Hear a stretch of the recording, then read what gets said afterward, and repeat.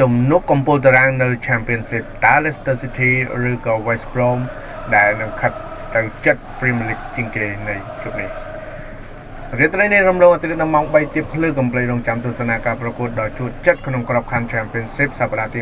26រវាងម្ចាស់ផ្ទះក្រុម Leicester City ត្រូវបើកទ្វារកីឡដ្ឋាន King Power ទទួលស្វាគមន៍ West Bromwich Albion Leicester City កំពុងតែបង្ហាញទម្រង់លេងយ៉ាងខ្លាំងក្លាដើម្បីវិលត្រឡប់ទៅកាន់កំពូលវិញប៉ុន្តែ West Brom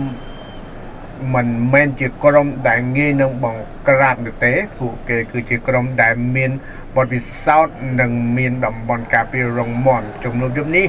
នឹងក្លាយជាការសាកល្បងសមត្ថភាពដ៏ធំសម្រាប់ក្រុមទាំងពីរតើកញ្ជ្រោងខៀវអាចប្រើប្រាស់ព្រៀបក្នុងទឹកដីដើម្បីយកជ័យជំនះទៅលើភ្ញៀវបានដែរទេសូមអរគុណ